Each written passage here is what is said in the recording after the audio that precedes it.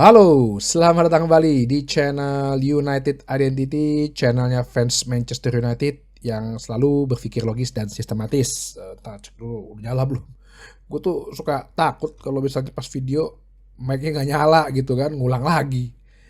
Oke, jadi sedikit aja intermezzo ya di awal bahwa sangat happy gitu ya. Tim nasional Indonesia bisa mencuri 1 poin di kandang dengan imbang 0-0 melawan Australia. Ya, jangan menganggap ini mudah juga karena tim Australia adalah tim yang masuk 16 besar 2022 kemarin Piala Dunia Qatar yang di mana dikalahkan oleh Argentina sang juara dunia. Jadi ya kita bisa nahan imbang dan tanpa kebobolan itu sebetulnya peningkatan banget gitu loh ya, apalagi dari tim Indonesia. Terus ya gue harapkan juga sih nanti kedepannya akan banyak peningkatan lagi, khususnya masalah mencetak gol gitu ya. Kayaknya kok timnas Indonesia sama Manchester United sama ini problemnya, kesulitan dalam mencetak gol. Pertahanan sih udah oke gitu ya, apalagi dengan Martin Pass ya, yang udah banyak langsung bilang ini Manchester United nggak mau rekrut aja nih Martin Pass nih. Selalu dihubung-hubungkan dengan Manchester United gitu ya. Selalu dihubungkan lagi dengan Onana gitu ya. Ya sebenarnya sih mau aja, kalau gue sih doain aja. Cuma kan scoutingnya Manchester United kan lebih jago dibanding kita. Kita kan cuman gue gitu kan, scouting football manager gitu kan, ngelihat data beli gitu. Ya pokoknya sih untuk selanjutnya di grup yang cukup berat ini semoga timnas Indonesia bisa dapat meraih poin-poin maksimal ya. Tinggal kemenangannya aja nih yang dibutuhkan, sehingga mimpi gue dan mimpi seluruh masyarakat Indonesia untuk tim nasional Indonesia berlaga di Piala Dunia 2026 ya di Meksiko, Kanada dan Amerika bisa terwujud. Amin. Nah, jadi dengan semalam juga pertandingan sama tadi pagi juga ada pertandingan, berarti jeda internasional atau international break untuk pemain-pemain berlaga di tim nasional masing-masing, yang di Eropa Nation League, yang di Afrika ada African Cup qualification, terus kualifikasi Piala Dunia zona Asia, kualifikasi Piala Dunia zona Amerika Selatan, terus beberapa friendly juga. Jadi gue lihat sih saatnya udah selesai tadi pagi, dan saatnya pemain-pemain khususnya juga pemain Manchester United kembali ke camp, kembali ke Manchester untuk berlatih, untuk siap-siap menghadapi lawan selanjutnya di pekan keempat. Pertandingan pertama lagi nih melawan Southampton di kandang Southampton. Jadi sebenarnya agak mepet sih ya sisa persiapannya ya.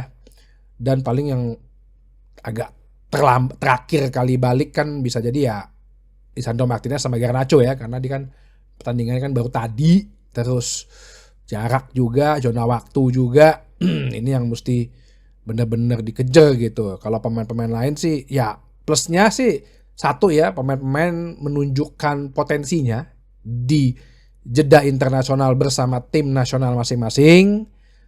Ada yang bermain sebagai starter, ada yang mainnya memberikan assist atau bikin gol, ada yang permainannya juga bagus. Terus sepertinya ya pemain-pemain juga bisa membawa lah ya, bisa membawa apa yang dia capai timnas. Semoga tertular nih di Manchester United, mainnya juga apik gitu. Dan pemain-pemain sih kayaknya pada pengen cepet-cepet balik juga, kayak Onana tuh ada videonya tuh beredar di sosial media. Andre Onana tuh sampai dia tidak ikut pulang dengan bus tim gitu. Bus timnya dia nggak ikut gitu. Dia kayaknya pakai mobil pribadi apa charter taksi online kali ya. Untuk pulang sampai di bandara tuh dikerubutin gitu ya. Itulah komitmennya Onana gitu ya. Jadi jangan langsung dulu menghakimi Onana gitu loh. Yang penting kan dia menunjukkan komitmen, udah menunjukkan wah gue pengen balik nih, pengen bela Manchester United ya. Cuma kan nanti kita lihat di lapangan gitu ya, permainannya kayak gimana gitu. Terus selain itu juga ya pemain-pemain yang bisa menunjukkan potensinya di timnas ya, itu bagus, menambah kepercayaan diri juga buat mereka bahwa mereka secara kapabilitas sebenarnya mampu kok gitu bermain dengan game plan yang cuman 2-3 hari dipersiapkan untuk main di timnas. Mereka bisa mengeluarkan kemampuan terbaiknya kok.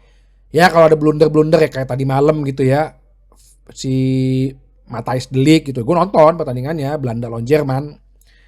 Karena satu blunder, wah langsung yang namanya media udah kayak apa ya?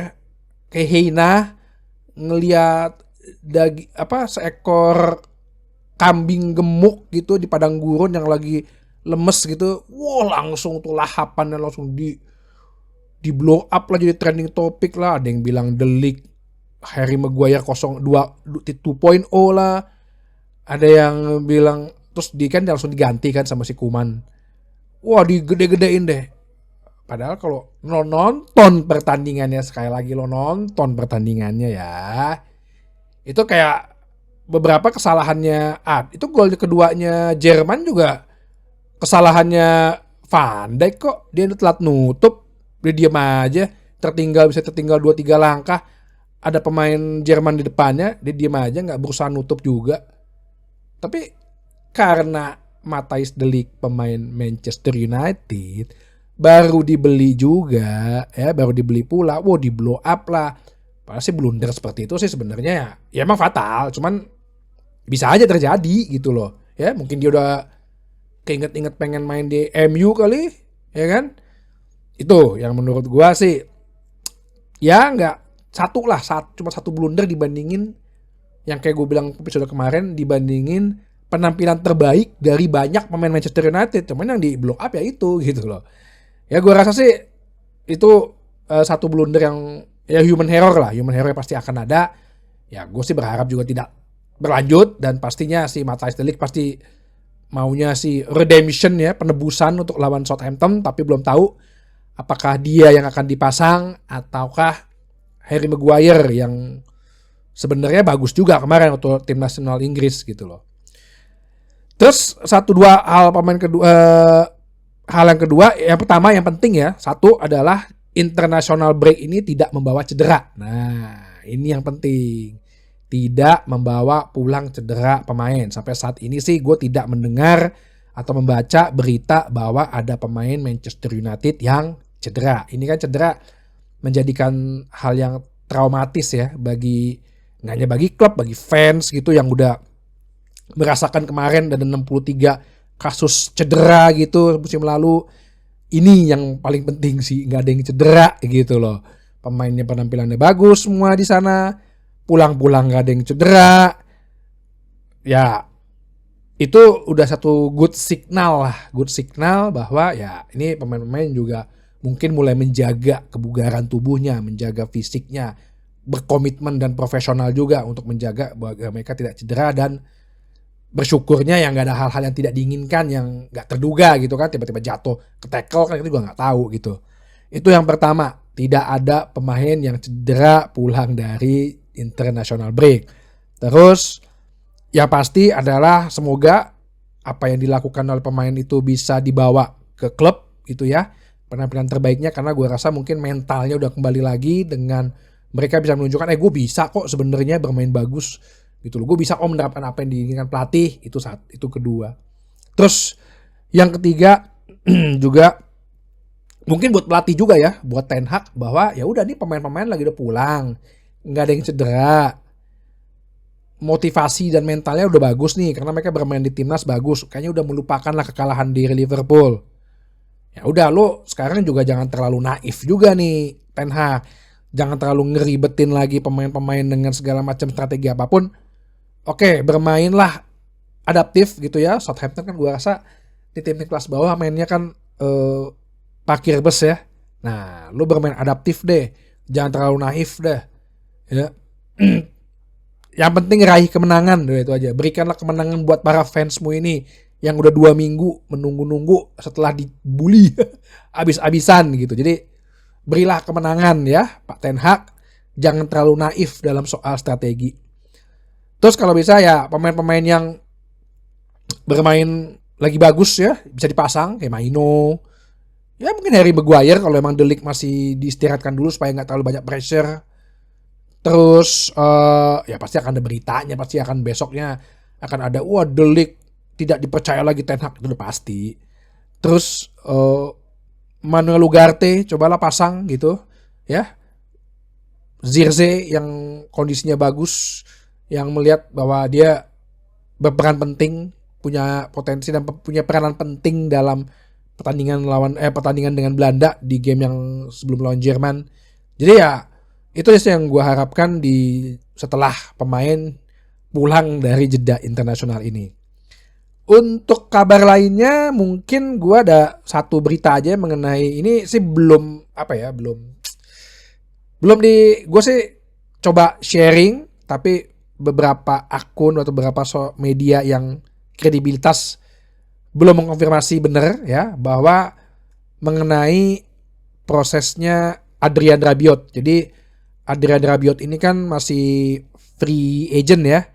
Kalau pemain yang free agent itu masih kebuka bursa transfernya. Yang dikatakan bahwa ada beberapa klub, tapi Manchester United juga berniat sedang melakukan proses untuk Adrian Rabiot, tapi baru kabar terakhir sepertinya Adrian Rabiot ini terlalu mahal ya, karena emang gajinya ya umur 29 tahun gitu ya. Kalau emang gajinya terlalu mahal untuk apa? Dan ini kan bernegosiasi dengan ibunya kan yang agen sendiri kan. Biasalah kayak emak-emak nawar di pasar gitu. Kayaknya tough gitu. Pembicaraan terus berlanjut. Kalau gue sih berpikir ya kalau emang untuk menambah squad gak apa-apa dan tidak terlalu mahal gajinya, is okay gitu ya. Cuman gue bilang bahwa pernah gue bahas bahwa Adrian Rabiot ini kan sebetulnya posisinya kan similar sama dengan Kobbie Mainoo. Jangan sampai dia menutupi peran Mainoo gitu loh. Tahun lalu kan dia udah pernah diincer. 2 tahun lalu kan udah pernah diincer juga sama Ten Hag kan. Cuman dia sekali lagi mentok pembicaraan dengan ibunya batal gitu loh. Ya udah, kayaknya ini juga nih. Cuma kita tunggu aja apakah Adrian Rabiot ini jadi. Ya gue sih no problem. Asal itu juga bukan duit gue gitu kan. Asal ini bisa menambah kedalaman squad dan dia juga pemain yang menurut gue bagus, ya udah nggak apa-apa. Go ahead. Jadi itu aja, sampai ketemu lagi di bahasan berikutnya di channel United Identity. Channelnya fans Manchester United, selalu berpikir logis, selalu berpikir sistematis. Terima kasih.